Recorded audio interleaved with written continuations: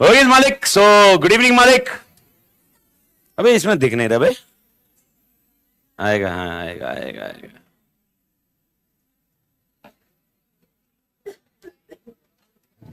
सही है सही है, आ गया आ गया।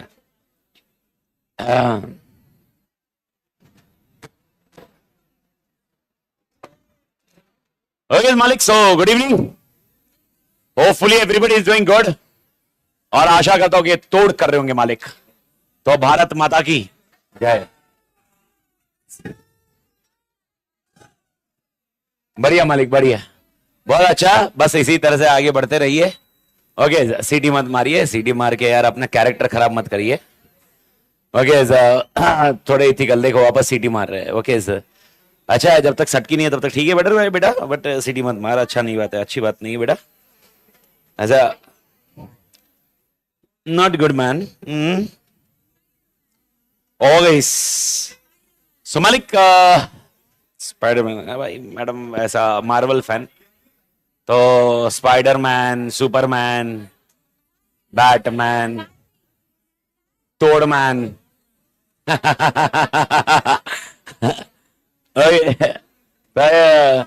बढ़िया, हाँ तो बढ़िया। तो मालिक स्ट्रैटेजिक मैनेजमेंट का डेफिनेशन क्या चालू किया था अपन ने, एक बार फटाफट रिपीट मारिए। Strategic management is a managerial process of क्या क्या करने का, developing a strategic vision, setting objectives, crafting strategy, implementing strategy and evaluating and taking corrective actions. Okay, ये वो आपका एसएम का डेफिनेशन। एसएम प्रोसेस को अपन थोड़ी देर पार्किंग लॉट में डालते हैं, ठीक है, पर मैंने आपको बस लिंक करने के लिए बताया था। कल मैंने आपको दो तीन कॉन्सेप्ट बताया। एक कॉन्सेप्ट था आपके लिए कॉम्पिटिटिव एडवांटेज, शायद आपको याद होगा। कॉम्पिटिटिव एडवांटेज मतलब मैं इंडस्ट्री में सबसे तोड़ कमा रहा हूं, लेकिन अपन ऐसे इंडस्ट्री में तोड़ कमा रहे कैसे मालूम पड़ेगा, इंडस्ट्री एवरेज से ज्यादा। क्या हमें कल समझा कि इंडस्ट्री एवरेज कैसे कैलकुलेट किया जाता है? ओके क्या हम एग्जांपल, अगर मेरा 70% है, क्या मैं 70% वाला वो 1%, 2% उनको भी कंसिडर करेगा? नहीं। तो मेरे लिए जिस किस तरह से एवरेज निकाला जाता है, ये मेरे को कंसिडर बरोबर करना होता है। यानी आगे के इसमें, जैसे ही आप आगे के चैप्टर में जाओगे और वहां पर मैं बोला इंडस्ट्री एवरेज निकालना मुझे, तो आप याद रखिए इंडस्ट्री एवरेज निकालते वक्त आप ऐसा नहीं करोगे कि भाई यार हम 4 टोटल डिवाइड करेंगे, 100/4 करेंगे। कल मैंने आपको कॉन्सेप्ट समझाया, it can also come as 100/3 और it can come also 100/2। Okay, industry average वैसे कैलकुलेट किया जाएगा, ठीक है। कॉम्पिटिटिव एडवांटेज आना चाहिए कि नहीं आना चाहिए? आना चाहिए, उसी के लिए तो साला सब मर रहे हैं। लेकिन eight the end of the day competitive advantage आने के लिए क्या आपके पास कॉम्पिटेंसी होनी चाहिए? Answer is yes. लेकिन खाली कॉम्पिटेंसी होना काफी है क्या? नहीं। ओके, कोर कॉम्पिटेंसी होनी चाहिए। अब जैसे मैंने कल कुछ चीजें समझाई थी, जिसको एंड किया था, जिसको अपन थोड़ा सा और एलोबरेटेड वे में देखते हैं, और जिसके बाद मैं कुछ क्वेश्चन आंसर्स पे जाता हूं, जिसके बाद फिर अपन टेक्स्ट बुक के फॉर्मेट में जाते हैं। टेक्स्ट बुक की सारी चीजें अपन एक बार अपडेट करते हैं, टेक्स्ट बुक में हाईलाइट करते हैं, कौन से कीवर्ड्स अपने को चाहिए वो उस हिसाब से याद रखते हैं मालिक। तो सारी आत्मा मेरे साथ रही है। ओके, सबसे पहला पॉइंट आप याद रखिए, कॉम्पिटेंसी अगर मेरे पास भी है, प्रशांत सर के पास भी है, ओके, और विनोद सर के पास भी है, तो इसको हम बोलते हैं कॉम्पिटेंसी। हम क्या बोलते हैं बेटा? कॉम्पिटेंसी। ओके, कॉम्पिटेंसी मतलब सबके पास है। ओके, यानी मेरे साथ जो जो इंडस्ट्री में प्ले कर रहे होंगे उसके साथ भी है, उनके पास भी है, उसको हम बोलते हैं कॉम्पिटेंसी। ओके, जितने चार्टेड अकाउंटेंट है, every chartered accountant is competent enough to do the work of chartered accountant, but only few of the chartered accountants will be a तोड़ successful. I am not belt कि बाकी बहुत successful नहीं है, लेकिन तोड़ successful. तोड़ सक्सेसफुल बोला मतलब कौन सा एडवांटेज? Competitive advantage. तो मेरा क्वेश्चन है फिर उस चार्टेड अकाउंटेंट के पास तो कुछ तो ऐसा यूनिक होगा ना रे भाई, उसको हम लोग बोलते हैं कोर कॉम्पिटेंसी। पहला पॉइंट आप ये समझिए, कोर कॉम्पिटेंसी जब मैं कल बता रहा था, आप ये चीज एग्जैक्टली दिमाग में तोड़ बिठा के रखिए। कोर कॉम्पिटेंसी जब मैं आपको समझा रहा हूं तो आपको यह समझना जरूरी है कि अमित तादर कॉन्सेप्चुअली बहुत भारी पड़ाता है, ये कॉम्पिटेंसी होगी, कोर कॉम्पिटेंसी नहीं होगी। कोर कॉम्पिटेंसी 5 और मैक्स टू मैक्स 15, कितना बोला मैंने? 5 और 15, 5 और 15 में से कहीं पर भी बीच लाइन करिए, ये ऐसी कुछ यूनिक चीजें हैं, उसको हम मिलाएंगे तो कोर कॉम्पिटेंसी बोली जाएगी। अब ये 5 या 15 यूनिक चीजें क्या है, इसको आप समझिए। Okay, when I say about core competency, listen carefully. Okay, everyone see, मतलब understand this logic behind it. Okay, और मैं वापस बोल रहा हूं, मेरे को दो चीज एकदम क्लियर चाहिए। एक तो पहला कॉन्सेप्ट क्लियर चाहिए अनडाउटफुली, लेकिन eight the end of the day मेरे को समझना जरूरी है, मेरे को एग्जामिनेशन पॉइंट ऑफ व्यू याद रखना जरूरी है, मेरे को थियोरेटिकली बुक के हिसाब से कॉन्सेप्ट भी कवर करना है भाई, बात खत्म। तो मैं जब बोल रहा हूं 5 से 15 कुछ ऐसी चीजें हैं जिसकी वजह से मेरे को कोर कॉम्पिटेंसी आती है, इसका मतलब क्या? ओके सर, अगर मेरे पास भी और मेरे कॉम्पिटिटर के पास भी है तो हम बोलते हैं कॉम्पिटेंसी है। लेकिन जो चीज सिर्फ मेरे पास है और मेरे कॉम्पिटिटर के पास नहीं है, तब जाके मैं इसको बोलता हूं कोर कॉम्पिटेंसी। लेकिन अगर मैं बोल रहा हूं मेरे और कॉम्पिटिटर के बीच में सिर्फ एक ही चीज बहुत अलग है, मतलब मेरे पास वो एक ही चीज बहुत बेहतर है, बाकी सब चीजें बेहतर नहीं है, कहीं पर भी मैं नहीं बोल सकता ये कोर कॉम्पिटेंसी होगी। इसको हम क्या बोलेंगे? कॉम्पिटेंसी। आपको कोर कॉम्पिटेंसी चाहिए तो आपको एक फैक्टर, दो फैक्टर से काम नहीं चलेगा, कम से कम कितने चाहिए? 5। कुछ समझ में आया? And 5 is not uniqueness of only one person, it should be of organisation. Okay, Domino pizza में अगर एक कुक होता जो बहुत भारी बना सकता था पिज्जा, अगर वो बंदे की वजह से ही पिज्जा भारी बनता, तो मैं आपको बता रहा हूं वो डोमिनोज के पास कॉम्पिटेंसी होती, पर कोर कॉम्पिटेंसी नहीं होती। आज डोमिनोज के पास कॉन्सेप्ट क्या है? उधर कोई भी कुक ज्वाइन करे, सपोज कल मैं बनता हूं कुक वहां पर, तो मैं जो पिज्जा बनाऊंगा क्या उसका टेस्ट वैसे ही आएगा जैसे डोमिनोज का आता है? इसका मतलब डोमिनो वाले के पास क्या है? Core competency. आप ये समझने की कोशिश करो। आप इमेजिन करो ना, एप्पल जो फोन ऐसा एकदम तोड़ भारी फोन निकाल रहा है, आप थोड़ा सा लॉजिक लगाओ, अगर वहां पर कोई अकेला बंदा ऐसा फोन निकाल रहा था, वो अकेला अपना कितना मार्च करेगा? ओके, अकेला भाई मैं अकेला निकल रहा, मां कसम साला मैं छोड़ के जाएगा एप्पल को, चल निकल रहा। एप्पल आज ये बोल सकता है तेरे को निकलना है निकल, कल दूसरा आएगा। मेरे पास, मेरे ऑर्गेनाइजेशन के पास क्या है? Core competency. आपको यह समझना जरूरी है। बहुत बार प्रॉब्लम यह है कि आप में से कोई लोग इसी प्रॉब्लम में अटक जाएंगे और मुझसे ये डिबेट करेंगे, सर अगर एक बंदे के पास एक ऐसा पर्सन है जो बहुत भारी है, वो कोर कॉम्पिटेंसी मानेंगे। मैं उसमें डिबेट नहीं कर रहा हूं, मैं नहीं बोल रहा हूं अगर एक पर्सन बहुत भारी है वो कोर कॉम्पिटेंसी नहीं है, वो कॉम्पिटेंसी के मामले में आएगा, लेकिन वो कॉम्पिटेंसी एक पर्सन की होनी चाहिए कि ऑर्गेनाइजेशन की होनी चाहिए? Organisation, then it will be a core competency. Okay, अब क्वेश्चन ये है, मेरे पास कुछ बहुत बेहतर है, तुम्हारे पास बेहतर नहीं है, तब जाके कोर कॉम्पिटेंसी होगी। अच्छा, मैं भी पिज्जा बना सकता हूं, आप भी पिज्जा बना सकते हो, तो हमारे दोनों के पास क्या है? लेकिन मेरे जैसा पिज्जा आप नहीं बना सकते। ओके, मेरे जैसे डिलीवरी आप नहीं कर सकते, मेरे जैसा टाइम पे ओके स्टेटस बताना कि मेरा पिज्जा भी ओवन में गया है, ओवन से बाहर आया है, ओवन से बाहर में हाथों में गया है, हाथों से स्कूटर में गया है, ये भी बता पा रहा हूं मैं। ओके, ये आप नहीं बता पाओगे, इसका मतलब मेरे पास क्या है? Core competency. यानी आप समझो, डोमिनोज का खाली चीज फ्लेवर से मजा नहीं आ रहा है, डोमिनोज का चीज फ्लेवर 30 मिनट में डिलीवरी और स्टेटस मेरे को, अरे आप इमेजिन करो एक फ्रेमवर्क लो, यानी जब मैं पिज्जा का ऑर्डर करता हूं और मेरे को मालूम पड़ता है अरे मां कसम ओवन में गया है, फील फैक्टर, अरे अभी ओवन वो बाहर निकल, ये देते हो। ओके, क्या रीजन है वो सब देने का? It is creating a curiosity with in a person, अरे मां कसम मजा आ रहा है, अभी पिज्जा आएगा, माइंडसेट आता है ना, वो क्रिएट करना। ओके, अब ये सब मिलाकर क्या बनती है? Core competency. ओके, क्या सर डोमिनोज से मैंने पिज्जा ऑर्डर किया तो क्या मैं ऑनलाइन पेमेंट कर सकता हूं मालिक? क्या मैं कैश में भी पे कर सकता हूं? Definitely, they are offering different types of payment also, this is also their core competency. क्योंकि कुछ ऑर्गेनाइजेशन हो सकते हैं जो बोलते हैं हम लोग खाली इसमें ही लेंगे, हम खाली यूपीआई लेंगे, हम खाली भाई कार्ड से ही पेमेंट करेंगे, हम खाली कैश ऑन डिलीवरी करेंगे। आइदर ऑफ इट, जो जितना ज्यादा बेहतर करेगा उसके पास क्या आएगी मालिक? Core competency. ओके, अब सवाल उठता है कोर कॉम्पिटेंसी की वजह से क्या आएगा? मैं वापस बोल रहा हूं, मैं एसएम में हूं, मैं स्ट्रेटेजिक मैनेजमेंट सिलेबस में हूं, मैं कोई और पंचायती सिलेबस में नहीं हूं, लेकिन कॉन्सेप्ट आप बिठाते जाइए। मैं बोल रहा हूं कोर कॉम्पिटेंसी अगर अमित तात्रे के पास है, मेरा पहला पॉइंट, अगर अमित तात्रे के पास एक यूनिक चीज है, क्या ये कोर कॉम्पिटेंसी है? नहीं। हाँ, क्या ये कॉम्पिटेंसी बोलोगे? तो कोर कॉम्पिटेंसी के लिए क्या बोलना होगा आपको? 5 से 15। अब मेरा क्वेश्चन है, 5 से 15 अमित तात्रे के फीचर है खाली, तो ये कोर कॉम्पिटेंसी। तो ये 5 से 15 किसका होना चाहिए? ऑर्गेनाइजेशन का।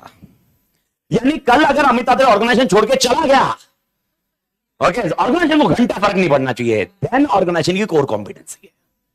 This is what exactly you should understand. Are you getting the concept मालिक? मालिक, अगर एक आदमी चले जाने से ऑर्गेनाइजेशन की दुखद घटना हो जाती है, तो ऑर्गेनाइजेशन के पास वो कोर कॉम्पिटेंसी थी ही नहीं। क्योंकि अगर वो कोर कॉम्पिटेंसी थी, अगर आप सोच रहे हो ऐसा, आप इमेजिन करो, मेरे को बताओ कोई कंप्यूटर आसानी से तो उस आदमी को एक्स्ट्रा पेमेंट करके उठा सकता ना मालिक। तो भाई पर ये पॉइंट है। तो सर ऐसा ऐसा फिर इसका मतलब कोई आदमी बहुत बेहतर कर रहा होगा, वो जो आदमी बहुत बेहतर कर रहा होगा, ओके एग्जांपल मैं बहुत अभी बेहतर कर रहा हूं, तो शायद वी स्मार्ट ओके या एक्सपर्ट या विनोद सर की बात करें, विनोद सर बोलेंगे अमित तादेर तू जाना नहीं चाहिए, मेरे पास से तू जाना नहीं चाहिए, ठीक है सर ओके। तो अब विनोद सर के पास खाली अमित तादेर कोर कॉम्पिटेंसी नहीं है, अमित तातेड़, प्रशांत सारडा, विनोद रेड्डी, ओके भाई साहब विशाल सर, ये सब मिला के क्या बन रही है, core competency to compete in the market and he is getting an advantage on a particular organization point. अपन एक डिस्कशन कर रहे हैं ऑर्गेनाइजेशन लेवल पे। अब सवाल उठता है क्या मुझे कोई कंप्यूटर ऑफर नहीं कर सकता, कोई कंप्यूटर ऑफर नहीं कर सकता, तो मैं क्यों नहीं जा रहा हूं फिर। ओके कोई भी ऑर्गेनाइजेशन, आप कोई नाम ले रहे हो, नाम लेने में मैं कोई टेंशन नहीं है, ओके कोई भी कंप्यूटर है, मेरा क्वेश्चन है ओके मैं क्यों नहीं जा रहा हूं। ओके एक आंसर है एथिक्स। दूसरा पॉइंट एक्स्ट्रा पे कर रहे हैं ना, एक्स्ट्रा पे कर रहे हैं ना, लॉयल्टी, किसकी लॉयल्टी, मेरी लॉयल्टी है। अच्छा मैं किसी कंप्यूटर के पास गया तो क्या लॉयल्टी खत्म हो जाएगी क्या, नहीं नहीं नहीं नहीं। और मेरे को बताओ क्या विनोद सर के लिए हैम्पर हो सकता है, तो विनोद सर क्या इंश्योर कर रहे हैं, देखो मैं वापस बताऊं, एज ए ऑर्गेनाइजेशन की कोर कॉम्पिटेंसी में मैं एक छोटा रोल प्ले कर रहा हूं, लेकिन वो छोटा रोल अगर हिल गया तो क्या ऑर्गेनाइजेशन के लिए इंपैक्ट होगा। तो विनोद सर ने क्या इंश्योर करना चाहिए, विनोद सर ने क्या इंश्योर करना चाहिए, सबसे पहला पॉइंट इथिक्स का डिस्कशन हुआ, लेकिन कितना भी रहा तो इथिक्स किताबों में दब चुका है मालिक। ओके आज के डेट में इथिक्स किताबों में दब चुका है, तो लॉजिकली बात करें ये कॉन्सेप्ट आता है वैल्यूज का, ऑर्गेनाइजेशन के वैल्यूज। मेरे अगर इथिक्स दब भी गए होंगे, मेरे अगर अंदर की आत्मा मर भी गई होगी, लेकिन अगर विनोद सर ने वैल्यूज बहुत अच्छे से मेंटेन किए होंगे तो मां कसम वो अपने आप इंश्योर करेंगे कि मैं भाई कहीं पर स्विच ऑन नहीं करूं। दूसरा खाली वैल्यू से तो पेट नहीं भरता ना मालिक, तो विनोद सर ने क्या इंश्योर करना चाहिए, अगर मेरे से तोड़ कमाई की जा रही है, विनोद सर ने इंश्योर करना चाहिए वो उस पैसा जो प्रॉफिट्स आता है ओके वो पैसा वापस कहीं ना कहीं मेरे लिए आना चाहिए, उसका कुछ परसेंटेज। मेरे को बताओ डेप्रिसिएशन क्यों देते हो आप अकाउंट्स में, डेप्रिसिएशन क्यों देते हो, क्या पैसा अलग से, मेरे को बताओ क्या पैसा बाहर जाता है, क्या पैसा अलग से रखते हो ना, but what is an objective of depreciation, पैसा अलग से रखते हो मतलब कहीं ना कहीं बुक्स में आप डाल रहे हो ना, अप्रोप्रिएट कर रहे हो ना, what is N depreciation, it is an appropriation of profits. क्या ऑब्जेक्टिव उसका, वो एसेट एक ना एक टाइम पे खत्म होगा, जिस दिन खत्म होगा उस दिन मेरे वांदे नहीं होंगे। This is very important day for a core competency. Core competency के लिए अप्रोप्रिएशन भी बहुत जरूरी है। विनोद सर अगर इंश्योर करेंगे जो भी प्रॉफिट कमा रहे, क्योंकि कोर कॉम्पिटेंसी प्रॉफिट आ रहा ना भाई, तो जो कोर कॉम्पिटेंसी प्रॉफिट आएगा इन फैक्टर से विनोद सर ने इंश्योर करना है इस फैक्टर्स में वापस इन्वेस्ट करते जाना है। मैं नहीं बोल रहा पूरा का पूरा, विनोद सर तो भाई मलाई तो खानी चाहिए, लेकिन eight the end of the day इस फैक्टर्स को, इस कोर कॉम्पिटेंसी को बढ़ाना पड़ेगा ना भाई हमेशा। This is exactly where we need to understand core competency. अभी के लिए जानकारी के लिए बस इतना समझ लो, कोर कॉम्पिटेंसी ये कॉन्सेप्ट है, और एक छोटा सा लाइन में आपको बता देता हूं, बाकी जितना जानना आपको चैप्टर 1 के लिए इतना ही जानना है, लेकिन एक और एक लाइन बता दो, क्या ये कोर कॉम्पिटेंसी कॉपी नहीं हो सकती, हो सकती है। अगर कोर कॉम्पिटेंसी कॉपी हो गई तो, कोर कॉम्पिटेंसी कॉपी हो गई तो मालिक वो कॉम्पिटेंसी बन जाएगी, क्या बन जाएगी मालिक, ओके मेरे को बताओ, कोर कॉम्पिटेंसी अगर कॉपी हो गई तो क्या बन जाएगी, तो फिर मेरा तो क्या हिल जाएगा, वैल्यू नहीं, मेरा क्या हिल जाएगा, जिससे कोर कॉम्पिटेंसी कुछ तो दे रहा है ना मुझे, सीए दे रहा है, सीए मेरा क्या हिल जाएगा, कॉम्पिटिटिव एडवांटेज। मेरे को बता कॉम्पिटिटिव एडवांटेज हिला तो मेरी तो लग गई ना भाई, तो मेरे को बता मैंने क्या करना चाहिए। मेरा पहला क्वेश्चन, मेरे को वापस मेरे को पहला बहुत अच्छे से आंसर देना, क्या मेरे पास जो कोर कॉम्पिटेंसी है वो कभी इमिटेट नहीं हो सकती, हो सकती है। अगर वो इजी टू इमिटेट है, इजी टू, तो कॉम्पिटिटिव एडवांटेज बहुत लंबा रहेगा या बहुत कम टाइम रहेगा मेरे पास, ओके और वो डिफिकल्ट टू इमिटेट है, लंबा रहेगा। तो मेरा क्वेश्चन है, अगर कोई मुझे कॉपी कर रहा है और वो कॉपी करके मेरे जैसी चीजें दे रहा है, मेरे जैसे प्रोडक्ट दे रहा है, मेरे जैसे क्वालिटी दे रहा है, भाई मेरा तो मेरा कॉम्पिटिटिव एडवांटेज तो खत्म होने वाला है ना मालिक, फिर मैंने क्या करना चाहिए, इनोवेशंस करने चाहिए, R&D।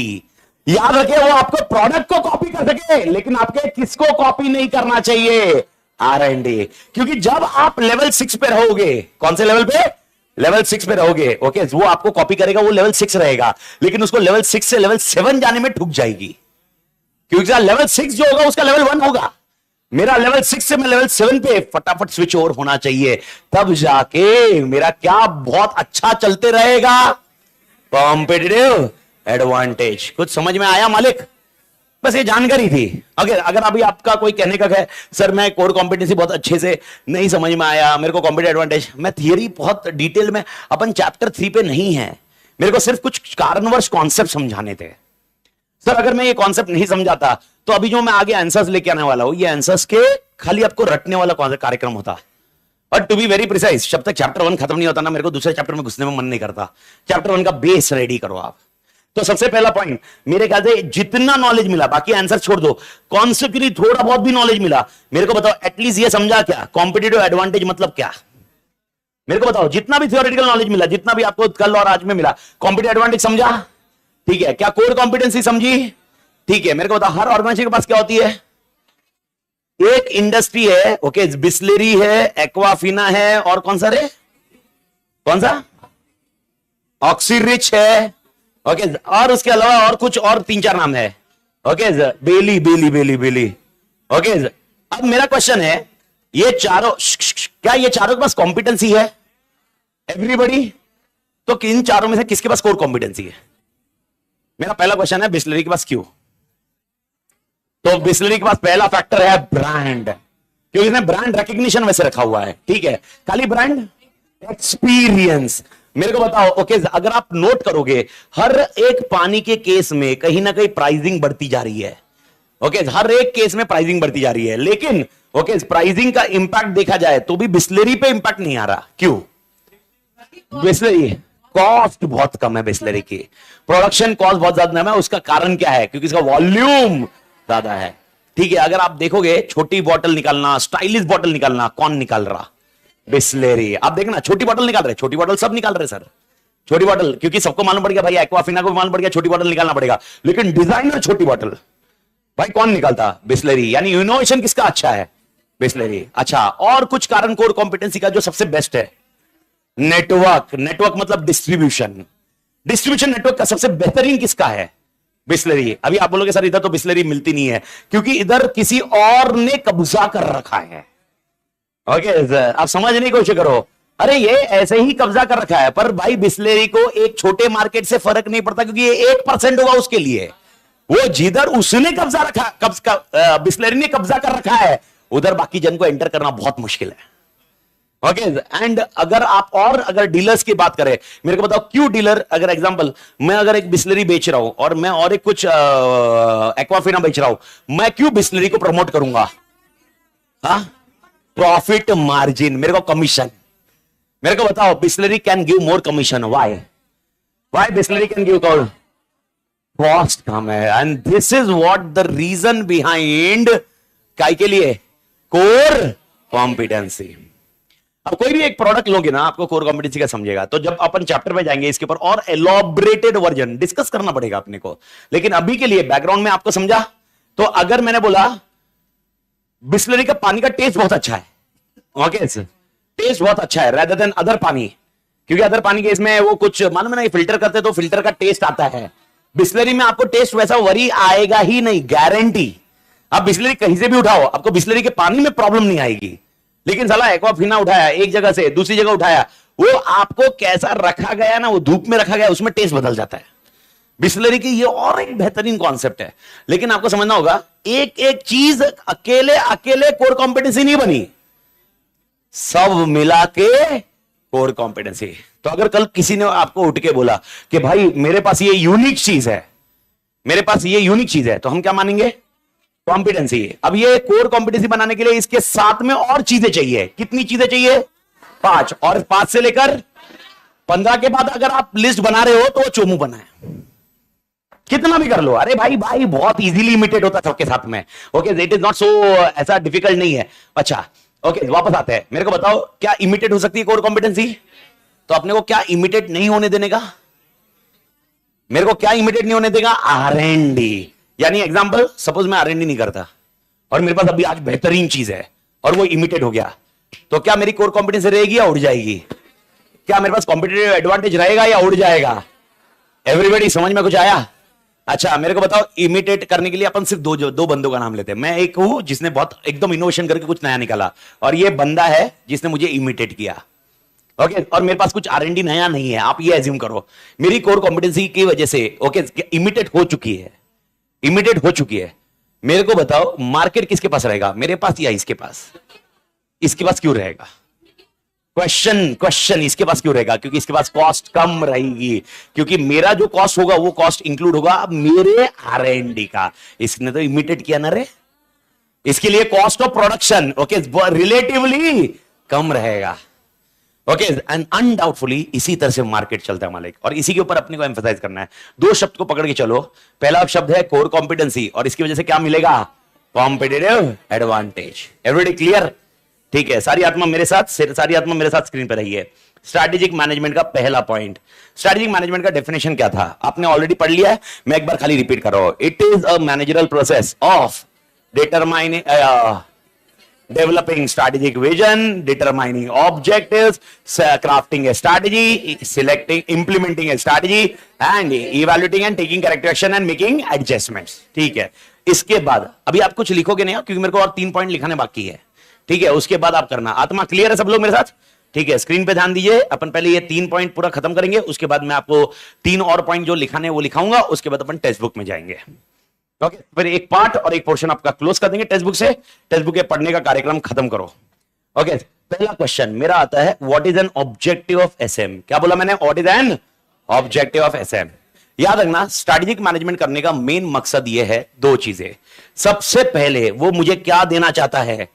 Competitive advantage. जब मैं बोलूंगा कॉम्पिटिटिव एडवांटेज देना चाहता है, क्या ये मुझे मार्केट में सबसे बेहतर बनाना चाहता है? यस। लेकिन क्या मार्केट के एनवायरमेंट में चेंजेस आ सकते हैं? तो क्या स्ट्रैटेजिक मैनेजमेंट खाली मेरे को बेहतर बना के छोड़ देता है, या चेंजेस को भी अडॉप्ट करवा देता है?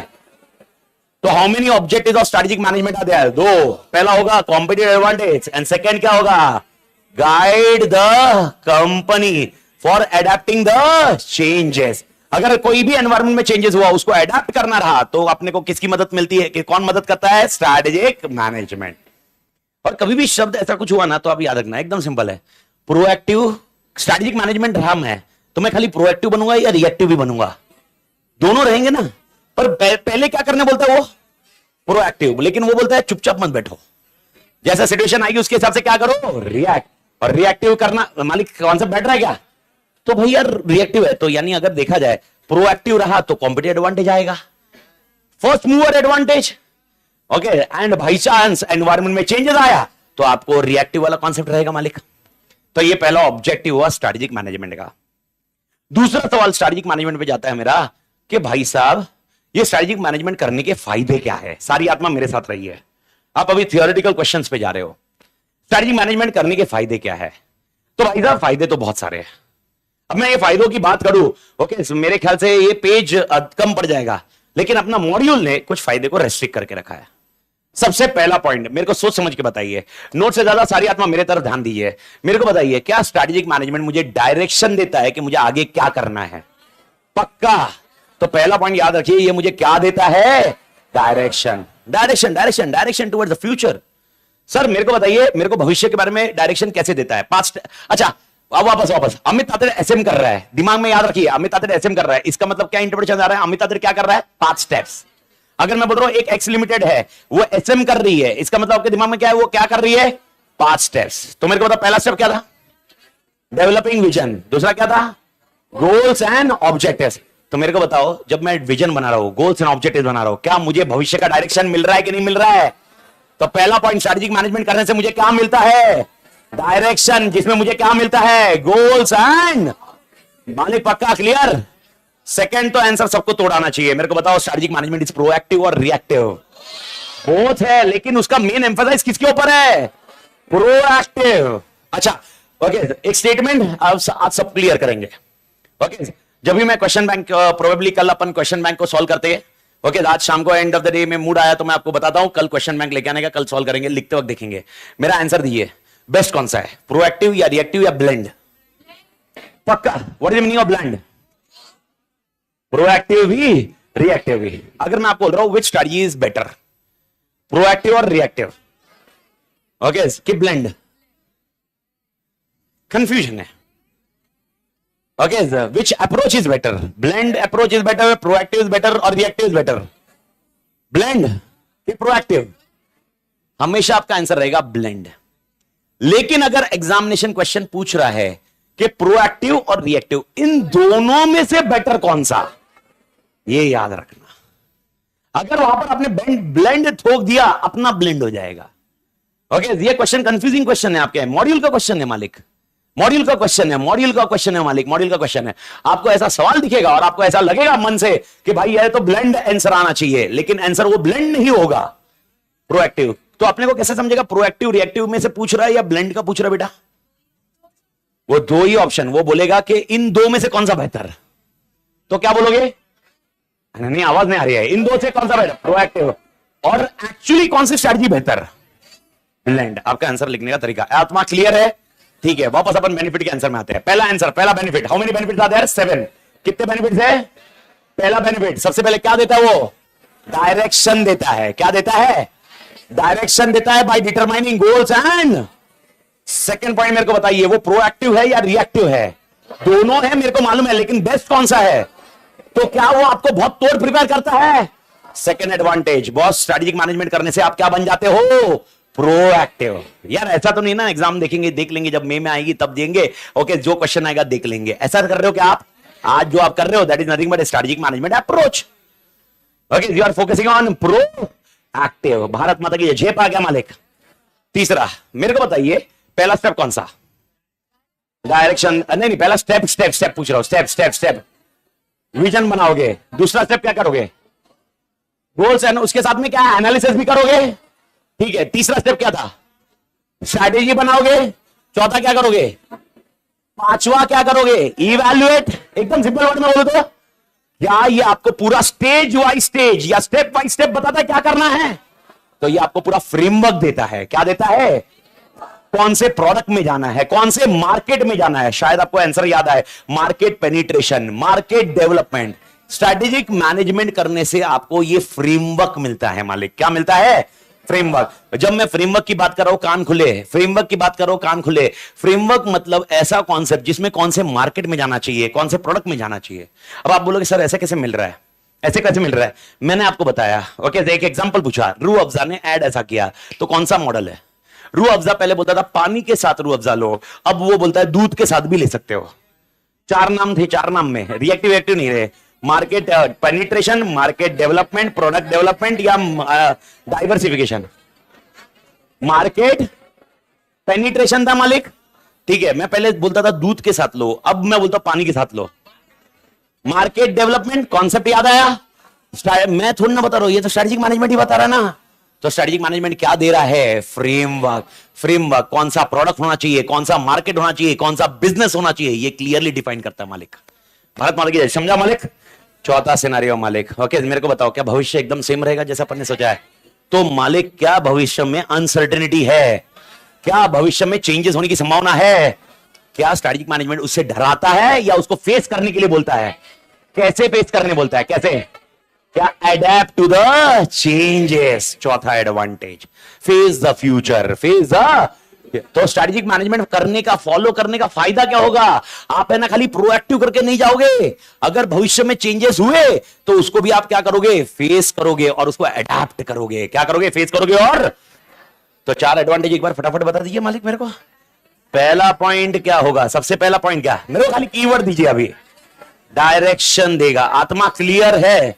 दूसरा पॉइंट, नोट्स में नहीं देख रहे ना कोई भी, ठीक है। दूसरा पॉइंट क्या रहेगा? Proactive, perfect. तीसरा सिनेरियो क्या देगा? फ्रेमवर्क। अच्छा, जैसे ही फ्रेमवर्क आया तो वर्ड दिमाग में आने का चाहिए। फ्रेमवर्क देगा मतलब कौन सा प्रोडक्ट, कौन सा मार्केट, कौन सा बिजनेस, वो बताएगा। आत्मा क्लियर है? ठीक है भाई साहब। चौथा पॉइंट सबसे इंपॉर्टेंट पॉइंट देता है। क्या देता है? डरना नहीं है, भविष्य में चेंजेस हो सकते हैं।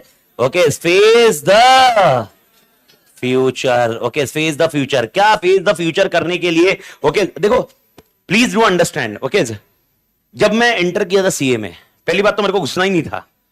गुस्सा मैं पापा की वजह से। ओके, और मेरे बापू ने, मतलब बापू ने मारा वारा नहीं मेरे को। बापू ने ऐसा कोई, बापू यार, बापू भी एजुकेटेड पर्सन है यार। ओके, तो इसलिए बहुत तरीके से खेला। इमोशनल नहीं, इमोशनल एकदम क्लियर बोला, ओके भाई तेरे को सीए करना है तो कर, नहीं करना है तो घर छोड़ के चला जा, ओके बात खत्म। अब जब 12th में अगर मेरे साथ ऐसा होगा, आप इमेजिन करो आप 12th में हो और आपके पापा ऐसा बोलते रहे कि भाई यार करना है तो कर, नहीं तो घर छोड़ के चला जा, यानी पूरी प्रॉपर्टी मेरे भाई अकेले की। पागल आदमी हूं मैं बोला नहीं भाई हे ना चालवे, अब अपन ऐसा छोड़ेंगे नहीं भाई। फिर भाई अपन घुस गए सीए इंटर में, घुस पहले सीए फाउंडेशन दिया, लिटरली बता रहा हूं, मतलब मैं कसम से बता रहा हूं, मतलब आई एम ऑन दिस, मतलब बुक केस पे। मैंने जब सीए फाउंडेशन की पढ़ाई की तो मुझे याद भी नहीं मैंने क्या पढ़ा, मेरे को तो याद भी नहीं, मतलब मेरे को, और पापा का कॉन्सेप्ट एकदम सिंपल था, मैंने कभी जिंदगी में क्लास नहीं की, मतलब पापा का लॉजिक था फिर मेरे बेटे ने क्यों करनी चाहिए, तो मेरे लाइफ में कभी क्लास नहीं आई है, क्लासेस नहीं गए, पापा ने करने ही नहीं दिया, ओके क्योंकि एट द एंड करने के लिए पैसे चाहिए थे, और तभी अपन भाई यार कोई अर्निंग कैपेसिटी थोड़ी ना थी यार, 12वीं के बाद 13वीं के बाद, ओके 14 मतलब 14 क्या कहां से अर्न करेंगे। आप बोलोगे सर फिर आर्टिकलशिप में कमाने लगे होंगे ना, आर्टिकलशिप पापा के पास था, कौन सा बापू ने पैसे दिए, ओके बापू ने बोला भाई यार क्या करा, फिर पढ़ाई सर कैसे की, बुक्स, पापा एक बुक शॉप पे लेके जाते थे अंधेरी में, अंधेरी ईस्ट मुंबई में, वहां पर मेरे को बुक शॉप में बुक्स एम्पोरियम करके उधर बोलते थे और बोले सारी बुक्स दिखाओ, फिर वो 10 बुक दिखाता था, फिर उसमें से कौन सी बुक है क्या है ये सब डिस्कशन में आते थे, फिर उसमें से अपन सिलेक्ट करते थे, फिर बाद में घर पे जाके पढ़ो। तो फाउंडेशन तो मेरे को कुछ भी याद नहीं, मैं जैसे एक रूम में बैठता था, वो अंदर का रूम था, मम्मी चाय वाय ले, मतलब चाय कॉफी जो भी पिलाना है, दूध वगैरह खाना वाना सब अंदर, जेल रहता ना, दरवाजा खुलता है बस खिस्मत अच्छी कि नीचे से डाल दिया नहीं जाता है, नहीं तो भाई वो मतलब पापा एंड ऑफ द डे में आते थे चेक करने के लिए, भाई तूने पढ़ा कि नहीं पढ़ा। तो अभी अपने मैं बोल रहा हूं, मतलब मैं पूरी मेमोरी नहीं होगी मेरे पास इतनी सारी डिटेल, क्योंकि मेरे को याद नहीं है, पर मैक्सिमम चीजें जो याद है मेरे को इतना मालूम है, पापा शाम को आते थे, आधी चीजें झेपती नहीं थे अकेले पढ़ने में, अबे समझ में भी नहीं आता था, और अपने को मैं आपको बता रहा हूं, my favourite was only theory, practical खोला ना मेरे को ऐसा वो तारी जमीन पर दिखता था, मेरे को समझ में नहीं आता अकाउंट की कौन सी लाइन किधर बनाऊं, मतलब मैं अकाउंट की लाइन ये पहली बनाऊं फिर ये बनाऊं फिर मां कसम ये नहीं बनाऊं, मेरे आधी जिंदगी लाइन बनाने में समझ में नहीं आया। तो सर मतलब ऐसा सीन हुआ, मैं मतलब लिटरली बता रहा हूं, मतलब मैं रूम में बैठे रहता था एंड द थिंग्स वर, बस बुक्स पढ़ ली तो लाइन वाइन मार दो काली हो जाती थी, मालूम है ना, बस पापा चेक कर लेते बोले पढ़ा बेटे, बस ये प्रोसेस हुआ अपना, and I cleared my foundation examination in first attempt, और फर्स्ट अटेम्प्ट वो भी रैंक से क्लियर हुआ। कभी एक दिन कोई बताऊंगा, कोई मतलब आपको बताओ मारवाड़ी परिवार में हो, आधे टाइम तो आधे जनों ने बुलाते बुलाया कि हर जगह, क्योंकि रैंक में तब रैंक में आना बहुत बड़ी बात थी, मैं 99 की बात कर रहा हूं, 2000 की बात कर रहा हूं, तो रैंक में आना मतलब भाई साहब मतलब खत्म, क्योंकि रिसोर्स कंस्ट्रेंट ना, और तब तो रैंक में आया तो मारवाड़ी में फंक्शन बहुत होते थे, तो हर फंक्शन में बुला के बोलो क्या क्या है, फिर अपन तो बहुत पढ़ना पड़ता है, बहुत मेहनत करना पड़ता है, दिन रात एक किया, ऐसा खाना वाना खाने के लिए टाइम नहीं था, घंटा मालूम नहीं पड़ रहा था क्या कर रहा था मैं, बट ठीक है प्रिसाइजली भाई अपनी ऐसी कंडीशन थी सीए फाउंडेशन की। तो सीए फाउंडेशन जैसे ही क्लियर हुआ मेरे दिमाग में आ गया भाई इतना आसानी से क्लियर होता मतलब भाई आराम से होने वाला कोर्स है ये, समझ में आया। अब अपन ने जब वो स्टेजेस देखे तो अपन ने स्ट्रैटेजी इंप्लीमेंट कर दी, हाँ भाई कोई दिक्कत ही नहीं, ऐसे ही पढ़ने का है, रूम लो रूम बंद करो बैठो लाइन मारो अपने आप क्लियर होता, अपने को मालूम नहीं पड़ा इंटर में कुछ अलग होता है।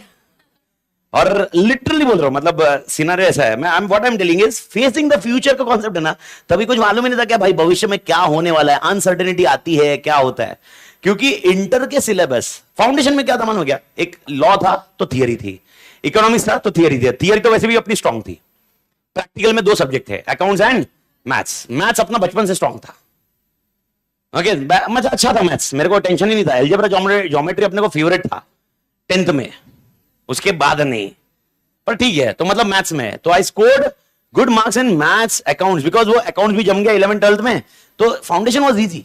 इंटर में घुसा अपन ने मेथड वो यूज किया, चलो पढ़ो ऐसे ही पढ़ो वैसे ही पढ़ो, और इंटर में आए सब्जेक्ट जिन्होंने मेरी लाइफ की मारी, कॉस्टिंग नहीं मारा, जो थोड़ी देर पहले तेरा लेक्चर खत्म हुआ फाइनेंशियल मैनेजमेंट, मेरे जिंदगी में छिपा नहीं, आज का 1 रुपया ओके अगले साल कुछ और रुपया बन के निकलेगा, मैं कभी कभी प्रशांत सर से यही बोलता हूं, मतलब प्रशांत सर बोलते हैं आज जो तू इतना लेगा पैसा, इतना खर्च करेगा पैसा, 5 साल के बाद उसकी कुछ अलग ही वैल्यू होगी।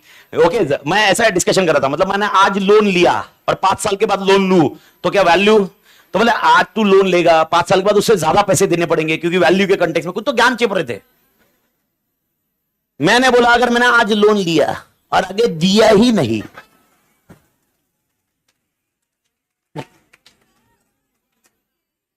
तो कंटेक्स्ट ऐसा ही था। तो जब मेरे को फाइनेंशियल मैनेजमेंट बैंड बज गई, डायरेक्ट टैक्स, मेरे बापू ने ओके मेरे को एक टेक्स्ट बुक लेके दी, सिंघानिया। मतलब वो सिंघानिया की मतलब मैं आप कभी अगर ऑनलाइन मिले मैं आपको फोटो भेजता हूं, वो इतनी राइटिंग इतनी छोटी थी ना कि वो ऐसे लेके वो लेके बैठना पड़ रहा था, राइटिंग समझ में नहीं आ रही थी। और आप इमेजिन करो डायरेक्ट टैक्स का बुक चालू किया, मैं चैप्टर 1 से चालू किया, मेरे को मालूम ही नहीं क्या हो रहा है, अपने को कुछ मालूम नहीं क्या चल रहा क्या नहीं चल रहा, कितना क्या, कहानी एकदम आड़ी टेढ़ी। जब मतलब इन शॉर्ट में किस कंसेप्ट में बता रहा हूं कि जब अपन कोई फ्रेमवर्क बनाते हैं तो अपन वो एक फ्रेमवर्क पिछले एक्सपीरियंस के बेस पे बनाते हैं। तो मैं जब प्रोएक्टिव प्लानिंग करता हूं, मैं कैसे प्रोएक्टिव प्लानिंग करता हूं, आज आप प्लानिंग कर रहे हो, आप प्रोएक्टिव प्लानिंग कर रहे हो बेस्ड ऑन पास्ट एक्सपीरियंस, और आपके दिमाग में था पास्ट में ऐसे ही सक्सेसफुल हुआ हो और आप उसी बेस पे प्लान करोगे। और अगर आपने ध्यान नहीं रखा अनसर्टेनिटी का, आप गए। और यही चीज मेरे साथ हुई मालिक। मेरा मानना ऐसा था कि भाई ऐसे ही रूम में पढ़ते हैं, ऐसे ही पढ़ पढ़ के खत्म हो जाता है, और मेरे को समझे नहीं क्या सीन था। एंड लिटरली बता रहा हूं, मतलब I score 278 out of 400 in foundation. मेरे फाउंडेशन की मार्कशीट का ये स्कोर था, ओके 278 आउट ऑफ 400। और मेरा इंटर 600 मार्क का ही था जो अभी आपका हुआ है। फिर बाद में वो 2005 के बाद वो 8 पेपर हुए एंड सो ऑन, पर 600 मार्क का ही था। और ग्रुप 1 वापस 3 पेपर और 3 पेपर, सेम सिनेरियो आपके जैसा, बस पेपर आपके जैसे नहीं थे। मेरे इसमें कॉस्टिंग एफएम 50-50 मार्क था मेरे टाइम पे, और हमारे टाइम पे एक आईटी एसएम करके होता था। तो एफएम एसएम जो है वो ईआईएसएम जैसा था ना, वैसा एक आईटी एसएम था, ईडीपी बोलते थे हम लोग मतलब मैं जमाने की बात कर रहा हूं भाई। Okay, electronic data processing. मैं पेपर दे के आया, मतलब मैं तुमको बता रहा हूं इतना ब्लंडर रहेगा लाइफ में, इतना ब्लंडर। ओके, शायद क्योंकि आपका डायरेक्ट टैक्स हो गया है तो मैं एज्यूम करता हूं ये आपको मालूम होगा, एक लॉन्ग टर्म कैपिटल गेन होता है। लॉन्ग टर्म कैपिटल गेन में ओके आपने कभी इंडेक्सेशन सुना है? ओके, अब मेरे को जो पेपर आया था नवंबर 2001 का मेरा अटेम्प्ट था, नवंबर 2001 का फर्स्ट अटेम्प्ट था मेरा। ओके, नवंबर 2001 में जो क्वेश्चन आया था ऐसा था कि एक जमीन खरीदी है और वो बेची 20 लाख में, और जमीन खरीदी थी 3 लाख में, और जमीन खरीदी थी 1981 में, कुछ 81 या 84 कुछ ऐसा है। और बोला लॉन्ग टर्म कैपिटल गेन कितना है। ओके, अपन ने क्या किया, 20 lakh minus 3 lakh 17 lakh. Okay, long term capital gain का लॉजिक लगाया। घर पे आया, पापा ने पूछा क्या क्वेश्चन कैसे था, मैं बोला बहुत इजी पेपर, बहुत इजी। क्या पूछा इन लोग ने, मतलब क्या बताओ। पापा बोले बता क्या किया, मैं बोला ऐसा किया। पापा तभी समझ गए ये साला गया है, ये चोमू है। क्या उसका कुछ होने वाला नहीं, मतलब पापा को तभी दिमाग में आ गया इसका आइटम है। ओके, लेकिन टेक्निकली उस टाइम पे पापा ने कुछ बताया नहीं मेरे को। और मेरे को आप इमेजिन करो मैं पढ़ रहा हूं, मतलब मेरे को इंडेक्सेशन नहीं मालूम होगा। ओके, और आपको लगता है सर ये बहुत इजी प्रोसेस है, ऐसा नहीं होता है। जब खुद पढ़ने जाते हैं ना आदमी को हर चीज नहीं समझ में आती। It is not so easy. Example, जब मैं जो आपको बोल रहा हूँ स्ट्रेटेजिक मैनेजमेंट, अपने को बहुत बार लगता है कभी सिलेबस से मिला, लेकिन उसकी एप्लीकेशन नहीं बैठते। अपने को थियोरेटिकली मालूम होगा कीवर्ड्स, लेकिन मालूम नहीं पड़ता। सेम लॉजिक ऐसा हुआ। एंड लिटरली बोल रहा हूं, मतलब लिटरली जब रिजल्ट आया ये वाला पॉइंट में, okay it was shocking for me. मतलब मैं आपको बताऊं पहले अटेम्प्ट में, मतलब जब रिजल्ट आया था तो पापा घर पे आए, रिजल्ट बताया नहीं पापा ने, तभी इंटरनेट पे बहुत रिसेंटली अपलोड होते थे। आज तो क्या कहीं से भी बैठ के कैसे भी एक्सेस हो रहा है। मैं 2001 की बात कर रहा हूँ यार, 2002 में जनवरी में रिजल्ट, मतलब इंटरनेट पे इनिशियल लेवल्स पे थे वो। तो जब इंटरनेट पे आया था पापा ने ऑफिस में देखा होगा, पापा ने बताया भी नहीं, फोन नहीं किया क्योंकि फेल हो गया था। तो मतलब उस दिन था कि आज रिजल्ट आने वाला है। पापा घर पे आए और जस्ट कैजुअली पूछा भाई क्या हुआ, तो पापा बोले नहीं क्लियर हुआ। मैं बोला ओ शिट। तो पापा मैं फिर पूछा पापा कितने आए, तो पापा ने बोला ओके 88। ओके, मैं बोला किस में,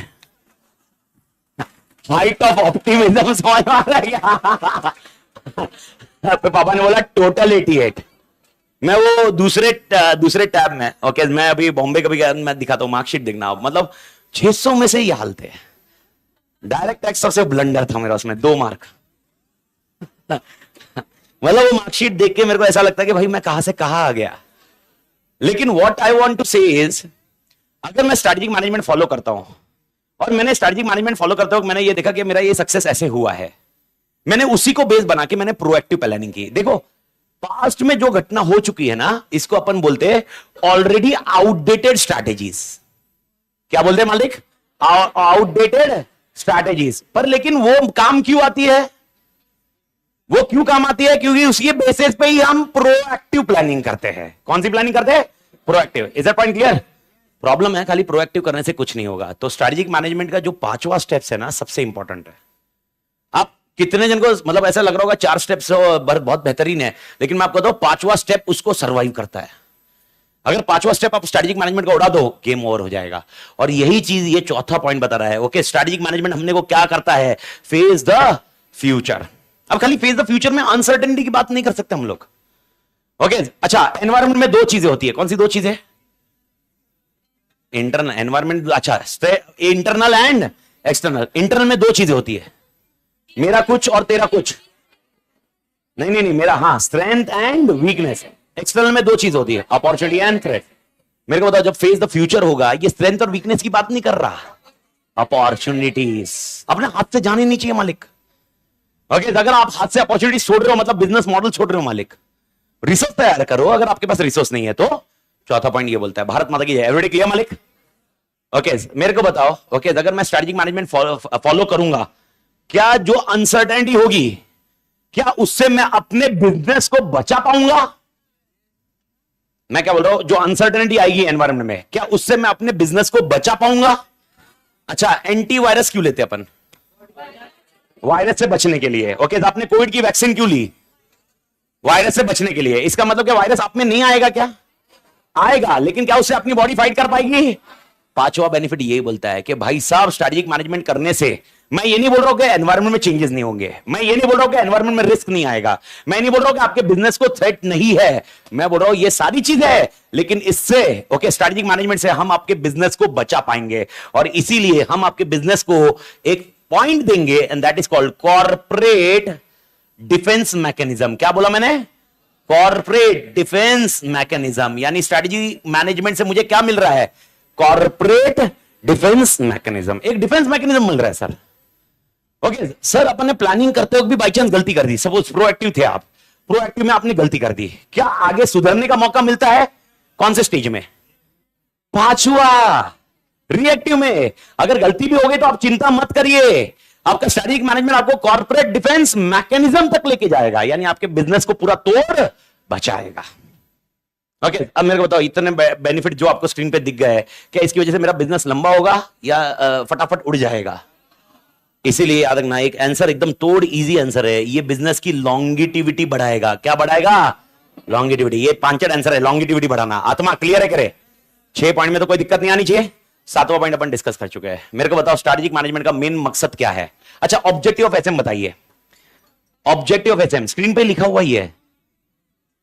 ऑब्जेक्टिव ऑफ एचएम बताइए। Competitive advantage and guide the company for future. आत्मा क्लियर है? तो मेरे को बताओ, क्या कॉम्पिटिटिव एडवांटेज आना चाहिए? तो क्या एसएम का बेनिफिट हो सकता है? कॉम्पिटिटिव एडवांटेज आएगा, लेकिन कॉम्पिटिटिव एडवांटेज आएगा किसकी मदद से आएगा? Core competency. यानी स्ट्रैटेजिक मैनेजमेंट की वजह से आप किस पे ध्यान दोगे? Core competitive. और उसकी वजह से क्या मिलेगा? Competitive advantage. 7वां बेनिफिट सीसी प्लस सीए। ये बोलते हैं अगर आप स्ट्रैटेजिक मैनेजमेंट फॉलो करोगे तो आपको क्या बहुत अच्छे से डेवलप हो पाएगी? Core competency. और बिकॉज कोर कॉम्पिटेंसी डेवलप होगी तो क्या मिलेगा? Competitive advantage. भारत माता की जय। एवरीबॉडी क्लियर मालिक?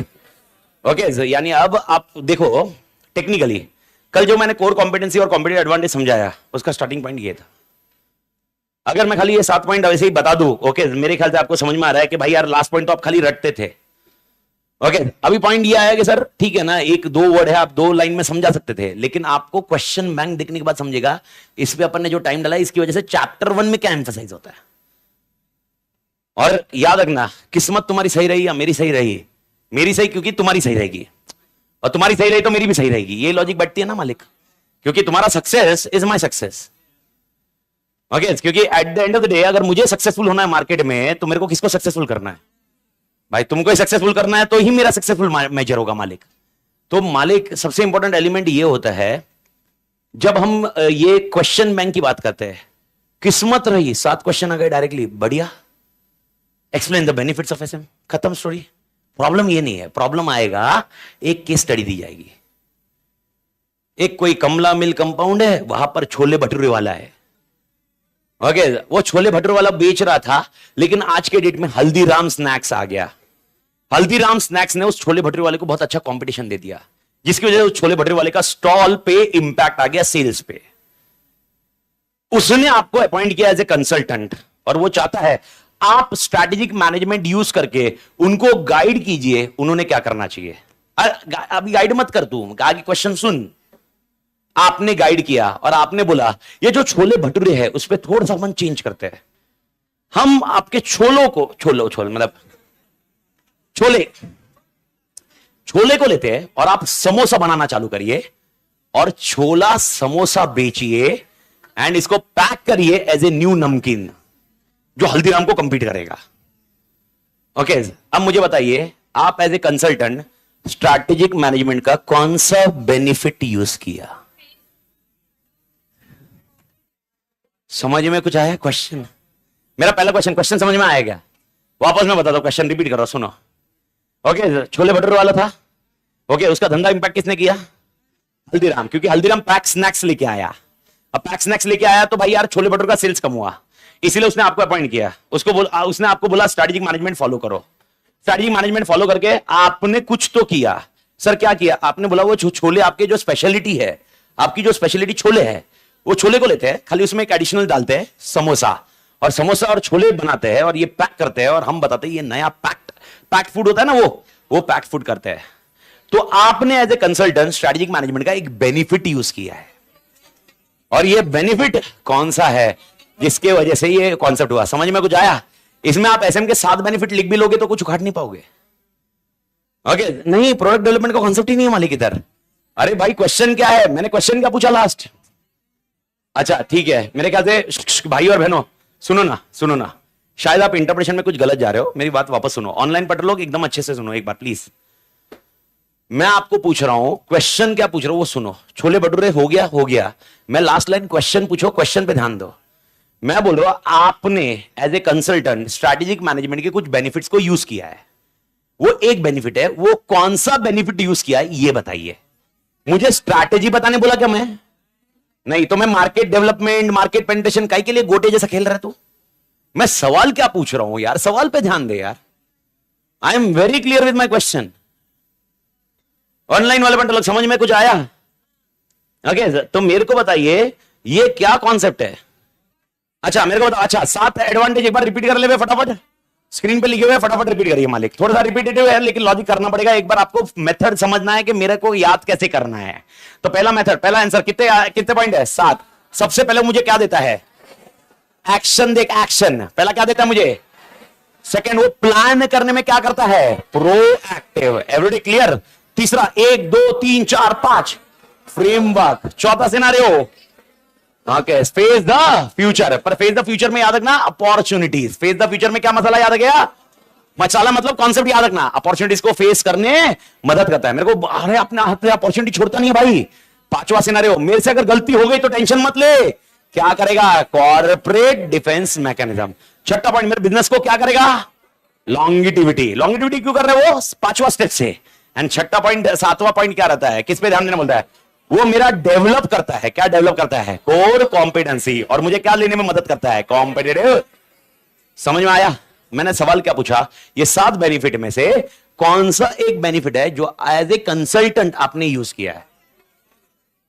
हाँ, अब देखो मल्टीपल आंसर्स आपके दिमाग में आ रहे होंगे। सबसे पहला पॉइंट, क्या ये डायरेक्शन में जाएगा? क्या ये गोल्स ऑब्जेक्टिव दे रहा है? क्या नहीं? तो क्या मैं इसको उड़ा दूं? यस, तो डायरेक्शन तो है नहीं। Everybody agree? ठीक है। दूसरा, क्या ये प्रोएक्टिव है? नहीं भाई साहब, ये प्रोएक्टिव है, डिस्कशन ही नहीं है, ये रिएक्टिव है। क्यों रिएक्टिव है? आपको कैसे मालूम पड़ा ये रिएक्टिव है? हल्दीराम, आपने कब छोले समोसे बनाए? ओके, आपने पहले से सोच के बनाए क्या? तो ये प्रोएक्टिव, तो सेकंड उड़ा दो। तीसरा पॉइंट, क्या ये फ्रेमवर्क का डिस्कशन चल रहा है? नहीं, फ्रेमवर्क मतलब स्टेप्स करना। ओके, कौन से मार्केट में क्या, वो डिस्कशन ही नहीं है, वो प्रोएक्टिव प्लानिंग में। यानी पहले तीनों है ना, प्रोएक्टिव के हिसाब से रखिए। चौथा सिनेरियो क्या था? मेरे को बताओ, फेस द फ्यूचर में मैंने क्या बोला? अपॉर्चुनिटी या थ्रेट कुछ भी रहेगा उसके हिसाब से देखो। क्या ये मार्केट की अपॉर्चुनिटी का डिस्कशन चल रहा है? नहीं, ये रिएक्टिव चल रहा है डिस्कशन। तो ये फेस द फ्यूचर का भी लॉजिक, ये सबको समझा क्या? फेस द फ्यूचर का लॉजिक क्यों नहीं आएगा? क्यों नहीं आएगा फेस द फ्यूचर का लॉजिक? अपॉर्चुनिटी का थोड़ा ना डिस्कशन हो रहा है। अपन ये सोच रहे हैं कॉम्पिटिटर को अपन कैसे मात देवे। तो मैं कौन सी स्ट्रैटेजी बना रहा हूं, रिएक्टिव या प्रोएक्टिव? तो it is not an opportunity. Opportunity कब होती थी? एग्जांपल बोल रहा हूं, एक ओफू दे रहा हूं, सुनो। ओफू, अच्छा ओफू मतलब ओनली फॉर अंडरस्टैंडिंग। सुनो, कान खुले सुनो। ओके, मैं बोल रहा हूं आज के डेट में मार्केट में पब्लिक कॉन्शियस हो गई है because of gut health. Gut health मतलब तुम्हारा इंटेस्टाइन के ऊपर तुम बहुत ज्यादा ध्यान देने लगे हो। ओके, हेल्थ कॉन्शियस हुए, पर गट हेल्थ की वजह से आप दही का कंजम्पशन बहुत ज्यादा करने लग गए, और उसकी वजह से उस कंसल्टेंट ने बोला कि दही समोसा निकाल या दही छोले निकाल। अब कॉन्सेप्ट आएगा आपका, ओके, स्पेस द फ्यूचर। कुछ समझ में आ रहा है? क्वेश्चन का लॉजिक। मैं बोल रहा हूं, देखो आप समझो। ओके, क्यों अपन एम्फेसाइज कर रहे हैं? अगर क्वेश्चन डायरेक्टली आता बेनिफिट्स ऑफ एसएम, मेरे को बताओ, इधर बैठा हुआ कोई भी बंदे को लिखने में प्रॉब्लम नहीं आएगी। पर प्रॉब्लम यह है जब वो केस स्टडी बेस्ड आ गया और उसमें से सिर्फ आपको एक अप्लाई करना है, तो आपको लॉजिकली उसी वे से सोचना है जिस वे से वो एग्जामिनेशन वाला सोच रहा है। अगर आप उस वे से नहीं सोच पाए तो गए। तो मेरे ख्याल से ऑनलाइन पढ़ लोग समझ में, सबको समझ में आया ये कॉन्सेप्ट? अच्छा, ओके, मैं ऐसा बोल रहा हूं भाई यार दही का कंजम्पशन ज्यादा हुआ, इसीलिए मैंने आपको ये सजेशन दिया। तो आपका पॉइंट आ गया चौथा पॉइंट, फेस द फ्यूचर में मैंने आपको क्लियर समझाया है क्या ध्यान में रखने का? अपॉर्चुनिटी, थ्रेट्स, उसके बेस में ध्यान रखना है, लेकिन मेनली अपॉर्चुनिटीज। भारत माता की जय, जेपा के मालिक। ठीक है, तो मेरे को बताओ, क्या ये जो मैं अभी छोले समोसे का बता रहा हूं, क्या इसमें ही काम का है? नहीं गया। अच्छा, ओके, पहले ना छट्टा निकालो। छट्टा काम का है क्या? इधर ये लॉन्गिट्यूडी का क्या डिस्कशन चल रहा है? इधर बिजनेस की ठुक गई है। लॉन्गिट्यूडी तो स्टार्टिंग में होता था, तो ये लॉन्गिट्यूडी उड़ गया। अब मेरे लिए सिर्फ दो चीज है, और ये दो में कंफ्यूजन है। कौन सी दो में कंफ्यूजन है? एक है कॉर्पोरेट डिफेंस मैकेनिज्म और एक रहेगा कोर कॉम्पिटेंसी। क्या लगता है आपको दोनों में से कौन सा है? अच्छा, मेरे को एक चीज क्लियर बता दी है। ओके, अपन अभी अपने मॉडल में बैठते जा रहे हैं। मेरे ख्याल से now everybody is comfortable now understanding the concept.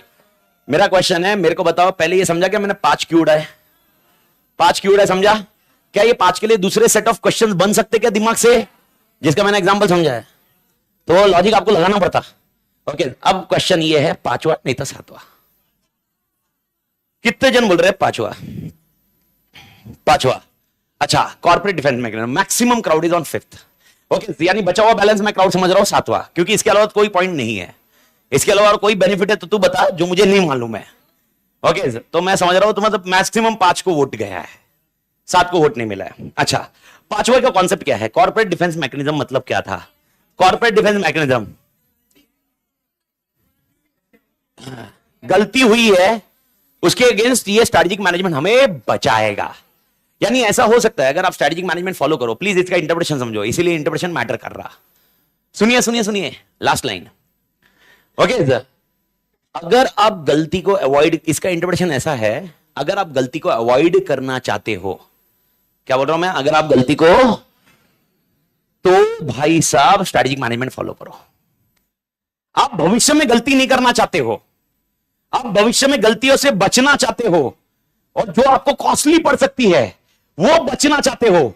Okay, उसके against corporate defence mechanism concept. यानी अगर अपन इंटरप्रिटेशन करें इस आंसर का, 5वें पॉइंट का इंटरप्रिटेशन करें, अगर खाली मैं कॉर्पोरेट डिफेंस मैकेनिज्म पढ़ूं तो मेरे लिए तो भाई आंसर तो भाई हाँ ठीक है भाई यार डिफेंस कर रहा है मुझे, लेकिन ये डिफेंस ऐसे नहीं कर रहा है। डिफेंस कैसे कर रहा है मालूम है क्या? ये बोल रहा है it will help to avoid, okay, क्या? मिस्टेक्स। मैं एकदम इजी वर्ड लिख रहा हूं, मिस्टेक। यानी मिस्टेक करने से मुझे बचाएगा, ये मिस्टेक करने से बचाएगा। सर व्हाट इफ मिस्टेक हो गई? मेरा क्वेश्चन है, क्या मिस्टेक हुई आपसे? जो मैंने अभी आपको छोले समोसे को बताया एग्जांपल, क्या मिस्टेक हुई आपसे? क्या मिस्टेक हुई आपसे?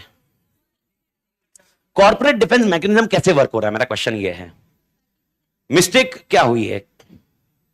मिस्टेक क्या हुई? मेरा क्वेश्चन ये है।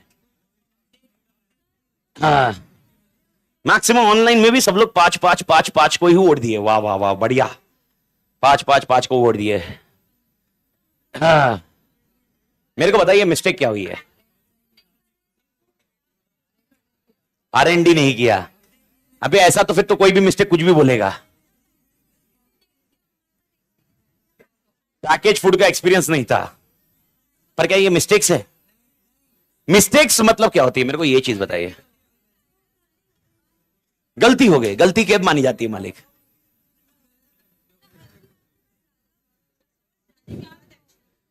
तो मेरा मैडम मेरे को बताओ, अगर हल्दीराम के पास कस्टमर ज्यादा गए तब तो मैंने रिएक्ट किया ना। अब मेरे को बताओ हल्दीराम के पास कस्टमर क्यों गए? मेरा क्वेश्चन है, गलती हुई मेरे से? क्या मजाक कर, मां कसम मैं बोल रहा हूं, तो तांडव करेगा, ऐसा तांडव करेगा ना, हिल जाएगी इधर की धरती। मेरे को बताओ हल्दीराम के पास क्यों गए सालो चोमू लोग? तुम क्या गलती हुई थी मुझसे? मैंने कहीं पर ऐसा बोला मेरे छोले में नमक कम था, टूथपेस्ट में डाल दिया मैंने वो, सॉरी पांचट जो, सॉरी पांचट जोक था। ओके, यानी छोले से निकाल के मैंने टूथपेस्ट में नहीं डाला भाई। ओके, पांचट जोक था। लेकिन मेरे को बताओ क्या मैंने ऐसे बताया मेरी गलती हुई है? नहीं, गलती तो बताओ मेरे को। ओके, आप बोलोगे सर आपने एनालाइज नहीं किया हल्दीराम को। अरे ऐसा तो फिर तो कोई, मेरे को बताओ, यही तो मैं सिखा रहा हूं आपको, मार्केट को डिटरमाइन अगर मैं पहले दिन से कर पाता तो क्या ही बात होती, फिर रिएक्टिव स्ट्रेटजी लगती ही क्यों थी? ओके, तो कॉर्पोरेट डिफेंस मैकेनिज्म कब करने का मालूम है क्या? जब मेरे से कुछ गलती हुई और उसकी वजह से तू किसी और के पास गया। मेरा क्वेश्चन, मेरा पॉइंट समझो। अगर मैं आपको ये बोलता हूं छोले समोसे बना रहा था, समोसे और छोले भटूरे बेच रहा था और भटूरे की क्वालिटी मेंटेन नहीं हो रही थी, कंप्लेंट बहुत सारी आई और उसके बाद वो कंप्लेंट की वजह से पब्लिक शिफ्ट हो गई कहां पर? हल्दीराम। अब मैं अभी डिसाइड कर रहा हूं कि भाई क्या करना चाहिए मेरे प्लानिंग में। अब इस केस में आप गलती को कॉन्सेप्ट यूज कर सकते हो। ओके, सवाल ये है, ओके, यहां पर कॉर्पोरेट डिफेंस मैकेनिज्म अगर आप ठोकोगे, ओके, आपके लिए गलती हो जाएगी, ये आंसर आएगा ही नहीं, क्योंकि कॉर्पोरेट डिफेंस मैकेनिज्म है। अब सवाल उठता है सर लास्ट वाला आंसर कैसे आता है? आप मेरे को बताओ। मेरा क्वेश्चन है, मैंने लास्ट में क्या लाइन बोली थी? सुनो वापस, चाहिए तो वापस बैकअप जाके घर पे देखना यूट्यूब पे। मैंने लास्ट में बोला था छोले समोसे बेचना चालू किए और सक्सेसफुल हुए।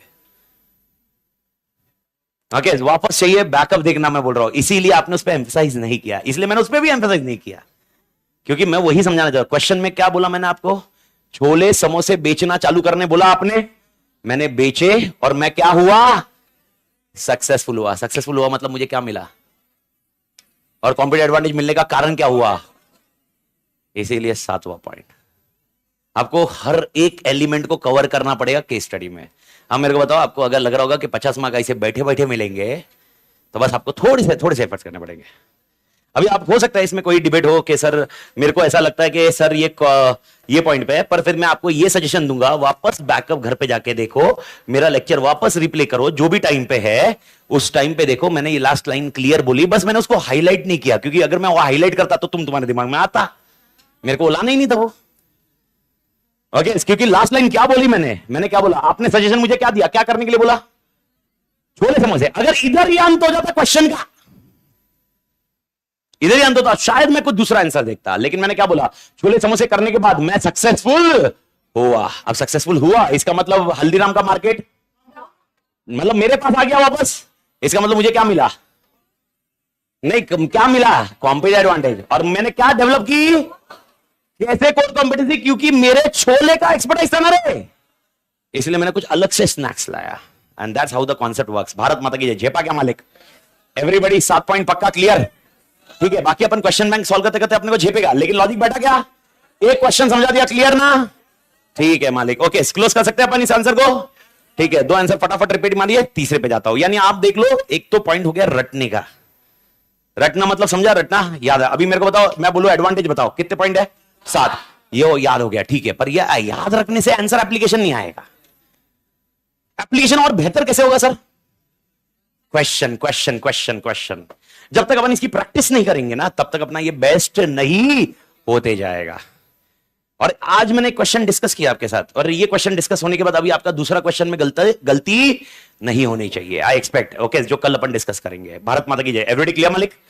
ठीक है, ओके, एक बार रिपीट मार दीजिए फटाफट। 7 पॉइंट। पहला क्या देता है? डायरेक्शन। सेकंड पॉइंट मुझे क्या मिलता है? प्रोएक्टिव। 1 2 3 4 5 फ्रेमवर्क। चौथा मुझे क्या करता है? Face the future. पर उसके अंदर क्या याद रखेगा? अपॉर्चुनिटी। रटना ही पड़ेगा, याद रखना पड़ेगा। Everybody clear? 5वां पॉइंट क्या है? Corporate defence mechanism. मेरे बिजनेस को लंबा करता है, लॉन्गिटिविटी। एंड लास्ट कॉन्सेप्ट है मेरी क्या डेवलप करता है? कोर कॉम्पिटेंसी एंड क्या मिलेगा, कॉम्पिटिटिव एडवांटेज। भारत माल की जय, दीपक है मालिक। ठीक है, पहला क्वेश्चन ऑब्जेक्टिव, कितने पॉइंट का ऑब्जेक्टिव है, 2। कितने पॉइंट है एडवांटेज के, 7। एंड लास्ट पॉइंट आता, that is called limitations of SM. मैं डिसएडवांटेज वर्ड नहीं यूज कर रहा हूं, लिमिटेशन। मैं आपको बता दूं लिमिटेशन और डिसएडवांटेज में फर्क क्या है। लिमिटेशन, अब दुनिया की जो ताकत चाहिए उखाड़ लो, लेकिन इसको ओवरकम नहीं कर पाओगे। अगर डिसएडवांटेज बोलता ना मैं, तो शायद इसमें से कोई एक बंदा होता जो शायद रिसोर्स लगा के उसको इंप्रोवाइज कर देता, और डिसएडवांटेज को किस में कन्वर्ट कर देता, एडवांटेज। मैं डिसएडवांटेज बोल ही नहीं रहा हूं, मैं लिमिटेशन बोल रहा हूं। पहला लिमिटेशन, बुक में जाने के पहले पहला लिमिटेशन, एकदम तोड़ लिमिटेशन। मेरे को बताओ, क्या एनवायरमेंट स्टेबल है क्या, ओके और क्या एनवायरमेंट आपके हाथ की बात है क्या। ठीक है, एनवायरमेंट 2 तरह के होते हैं, कौन से 2 तरह के, इंटरनल एंड एक्सटर्नल। कौन सा एनवायरमेंट आपके हाथ का है, इंटरनल। कौन सा एनवायरमेंट आपके हाथ का नहीं है, क्या गवर्नमेंट आपके हाथ में है क्या, क्या सप्लायर्स आपके हाथ में है क्या, नहीं, सप्लायर्स की बात कर रहा हूं, सप्लायर्स मेरे हाथ में। ओके भाई साहब, बहुत मुश्किल है अनलेस अंटिल आप बहुत बड़ा डीमार्ट जैसे ना हो। अगर डीमार्ट जैसे हो, सप्लायर उनकी मुट्ठी में है, क्योंकि डीमार्ट कितना वॉल्यूम में बेचता है। ओके यानी आपको वो बनना पड़ेगा तब सप्लायर आपकी मुट्ठी में आएगा, एल्स वाइज हर जन के लिए सप्लायर अपनी मुट्ठी में नहीं रहता, नहीं रहता भाई। गवर्नमेंट सप्लायर, सप्लायर मन किया तभी भाव बढ़ा देगा, गवर्नमेंट मन किया तभी टैक्स चेंज कर देगा, गवर्नमेंट मन किया तब पॉलिसी चेंज कर सकता है भाई। ओके अब क्वेश्चन है, क्या गवर्नमेंट को भी मुट्ठी में नहीं रख सकते। मैं कुछ मुट्ठी में नहीं बोल रहा, मतलब मुट्ठी गलत हो गया। गवर्नमेंट की पॉलिसी में हम हाथ, मतलब रोल, समझ रहे हो ना। अरे और ये कोई गलत बात नहीं है। अगर इधर कोई बैठा हुआ बोल रहा है सर ये तो अदानी अंबानी, मेरा और मेरे भाई का कभी कभी डिबेट होता है, बहुत बड़ा डिबेट होता है, कंट्री को बेच दिया, कंट्री ऐसा, ये अदानी ऐसा डिस्कशन होता है। हेल्दी डिस्कशन होना चाहिए, मारामारी नहीं होती हमारी। ऐसा तेरी तुम्हें ऐसा ऐसा ऐसा डिस्कशन नहीं होता है। पर ऐसा डिस्कशन हुआ कि भाई यार तू अदानी, मेरे को बताओ क्या गलत है इसमें। ओके कौन सी गलत बात है, तुम ये बोल रहे भाई ये, अरे भाई बिजनेस मॉडल है। ओके क्या ये 25 साल पहले जब कांग्रेस था तब नहीं होता था, होता था, कंपनी दूसरी थी। बस अभी सोशल मीडिया की वजह से तुम और मैं, जो अपने यंग एज वाले बंदे हैं, ये पॉलिटिक्स में इन्वॉल्व हो गए। आज से 25 साल पहले, ओके जब मेरा वोटिंग राइट भी आया था ना, तभी मेरे को 25 नहीं 20 साल, सॉरी 20 साल, ओके नहीं 40 साल कह रहे, वोटिंग राइट 20 साल मतलब 18-19 साल के रेंज में आया है अपने को। वोटिंग राइट जब आया था ना, तभी मेरे को इतना इंटरेस्ट नहीं था पॉलिटिक्स में। ठीक है भाई, अपने को खाली 18वें साल का उम्र का लिहाज था, समझ रहे ना, 18वें साल नया नया मैं फील आ रहा था, वोटिंग दे सकता हूं मैं, और वो पहला वोटिंग। तभी तो इंस्टाग्राम भी नहीं था, प्लीज वोट वोट। ओके ऐसा ये भी नहीं था ना। तो फिर सर पहली बार वोट किए, किसको वोट दिए, मन किया उधर गए, अब्बा डब्बा चब्बा। सीरियसली, क्योंकि अपने को लोकल अपने जो कॉन्स्टिट्यूंसी एरिया है उसमें कौन सा, वो भी नहीं आइडिया है भाई, आज भी नहीं है। पर आज अपना लीडर मालूम है भाई, इसीलिए उसके हिसाब से मैं उसको वोट कर रहा हूं। लॉजिक वैसे होता है। तो अब नहीं वापस आई am not in discussion, please make it sure, healthy policy अगर मैं बात करूंगा, मैं डिबेट करने जा सकता हूं पॉलिसी के ऊपर, लेकिन मैं डिस्कशन अभी अपन वो नहीं कर रहे। मैं क्या बता रहा हूं, तो क्या एनवायरमेंट को कंट्रोल नहीं कर सकते अपन, कर सकते हैं, लेकिन कुछ गिनी चुनी ऑर्गेनाइजेशन है रे, गिनी चुनी ऑर्गेनाइजेशन है यार, गिनी चुनी। It is not so easy. Political environment, government environment, okay to control the supplier, to control the external environment, बहुत मुश्किल। Limitation of SM, external environment को प्रेडिक्ट करना बहुत चैलेंज है। तो मेरे को बताओ, अगर ये प्रेडिक्ट करना बहुत चैलेंज है, तो पहले 5 बेनिफिट्स वैसे ही घंटा निकल गए। जो आप ये बोल रहे हो कि भाई डायरेक्शन देगा, प्रोएक्टिव देगा, फ्रेमवर्क देगा, ये सब करेगा, कॉर्पोरेट डिफेंस में, अरे ये सब करने के लिए मुझे क्या चाहिए, एनवायरमेंट स्टेबल होना चाहिए। और मालूम है, मैं आपको सीरियसली बता रहा हूं, अब शायद ये चिंता का विषय है अपने लिए। चिंता का विषय किस कंटेक्स्ट में बोल रहा हूं मैं, सुनिए। आपको ये लग रहा होगा कि अपन सीए बन जाएंगे, बहुत बार ये डिस्कशन में आता है स्टूडेंट का कि सीए बन जाएंगे, सीए होने के बाद अपना कंपटीशन होगा। ओके ये बहुत बार होता है, सिनेरियो क्या होगा क्या नहीं होगा, बहुत सारे सिनेरियो है। मैं आपको बता रहा हूं, आपका कंपटीशन कोई भी सीए के साथ है ही नहीं। आपका जो कंपटीशन है ना, वो आर्टिफिशियल इंटेलिजेंस के साथ है। आपका और मेरा काम छीनने वाला एक ही है, टेक्नोलॉजी। अगर आप सोच रहे हो कि मैं सीए बन जाऊंगा, ओके, 4-5 साल, अगले 3-4 साल के अंदर मैं सीए बन जाता हूं और सीए बन के मैं बहुत तोड़ कमा लूंगा, मैं आपको बता रहा हूं 4-5 साल के अंदर ऐसी टेक्नोलॉजी आ जाएगी जो जीएसटी रिटर्न अपने आप भर लेगा, जिसके अंदर खाली एक रिव्यू करने के लिए एक बंदा लगेगा। एक ऐसी टेक्नोलॉजी आ जाएगी जो टैक्स ऑडिट करने के लिए सक्षम हो जाएगा, कैपेबल हो जाएगा, क्राइटेरिया। ओके, आप इमेजिन करो आज chat GPT and other element, आप पता नहीं कितने कितने इसमें हो, लेकिन अगर देखोगे सारा काम खत्म कर लेगा, तो तुम्हारा और मेरा रोल क्या होगा फिर? ओके, तो सर करना क्या है सर? फिर क्या करे क्या घर पे बैठे खाली अमेजन से ऑर्डर करे? नहीं नहीं नहीं नहीं नहीं नहीं, ये को छोड़ दो, है ये पॉसिबल ही नहीं है। कौन, मेरे को इधर बताओ कितने जने ऑनलाइन बंद कर देंगे?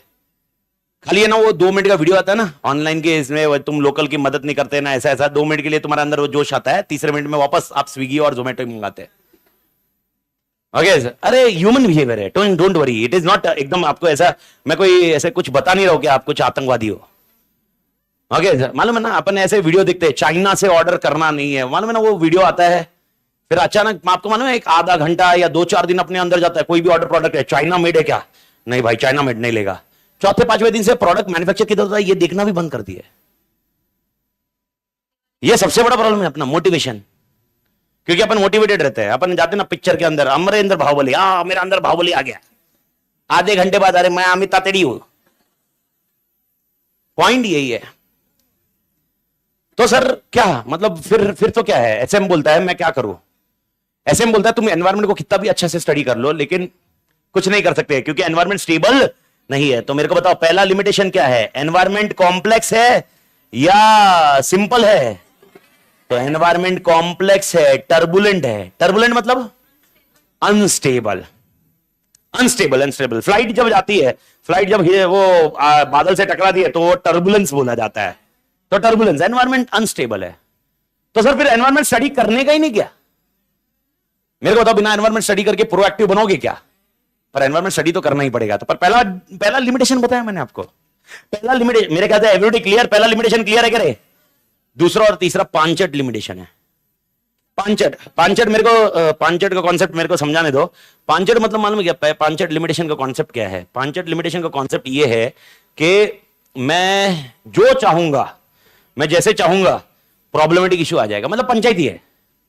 मेरे को ये बताओ, आपको कल मैंने बताया था इंप्लीमेंट करना मतलब क्या करना, याद करना पड़ेगा, याद करना पड़ेगा। इंप्लीमेंट करना मतलब क्या करना पड़ेगा? ऑर्गेनाइजेशन स्ट्रक्चर को चेंज करना पड़ेगा।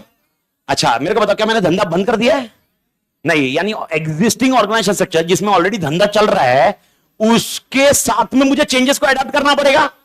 डू यू थिंक ओके इतना चेंजेस को अडॉप्ट करना आसान है? ये लोग यही बोलते हैं। इसीलिए एसएम करना टाइम कंज्यूमिंग प्रोसेस है। क्या प्रोसेस है? Time consuming. ऐसा नहीं है मालिक कि आपने स्ट्रैटेजी बना दी और कल के कल इंप्लीमेंट हो गई। आपको ऐसा लग रहा होगा चलो स्ट्रैटेजी बना दी, प्रोएक्टिव, अपन ने एनालिसिस कर लिया, सब कर लिया, मां कसम एक्सपांशन करते हैं, लेट्स एक्सपांड।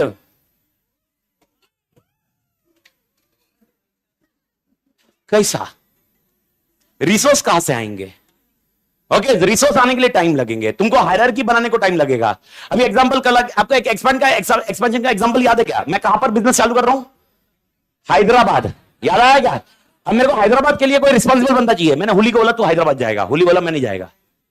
ओके, जॉब छोड़ दूंगा। प्रेम को भेज सकता हूं मैं हैदराबाद, प्रेम को मैंने हैदराबाद के लिए भेजा, बाई चांस प्रेम को मैंने हैदराबाद के लिए भेजा, प्रेम गया उधर, और उधर के इसमें वो इंग्लिश का प्रॉब्लम आ गया। प्रॉब्लम आएगी कि नहीं आएगी? मैं आपको यह समझा रहा हूं। जब अपन इंप्लीमेंटेशन करते, टाइम कंज्यूमिंग है, तो मेरे को बताओ तब तक क्या करूंगा? फिर वापस नया एम्प्लॉय ढूंढूंगा मैं। नया एम्प्लॉय एक दिन में मिलता क्या रे? नया मॉडल एक दिन में इंप्लीमेंट होता क्या? दूसरा पॉइंट ये लोग बोलते हैं टाइम कंज्यूमिंग प्रोसेस है। कौन सा प्रोसेस है मालिक? भारत माता की जय, एवरीडे क्लियर मालिक। तीसरा, अगर टाइम कंज्यूमिंग है तो इसमें पैसा भी तो ज्यादा लगेगा। कौन सा प्रोसेस है? कॉस्टली। मालिक कॉस्टली क्यों हुआ? एनालिसिस, कौन सा एनालिसिस करते हैं अपन? 2, इंटरनल एंड एक्सटर्नल। इंटरनल में मेरे स्ट्रेंथ और वीकनेस, एक्सटर्नल में कौन बताएगा? मैं खुद बताऊंगा। कौन लगेगा? एक्सपर्ट्स। क्या एक्सपर्ट फ्री में आएंगे? और अगर आपको अच्छा एक्सपर्ट चाहिए तो डेफिनेटली वो महंगा आएगा। ओके सस्ते में थोड़ा ना आएगा। और इसी ये काम अपन कर सकते हैं भाई, ये अपना रोल है, स्वॉट एनालिसिस करना अपना रोल है भाई। तो तीसरा पॉइंट ये लोग बोलते हैं कौन सा प्रोसेस है ये, कॉस्टली। आत्मा क्लियर है। एंड चौथा प्रोसेस एकदम कॉमन एलिमेंट है। मेरे को बताओ स्ट्रेटेजिक मैनेजमेंट सिर्फ मैं अकेला यूज करूंगा या मेरा कॉम्पिटिटर भी यूज करेगा? मेरे को बताओ कैसे कॉम्पिटिटर यूज करेगा। तो अब मेरे को बताओ स्ट्रेटेजी कैसे डिसाइड की जाती है ओपन मार्केट में।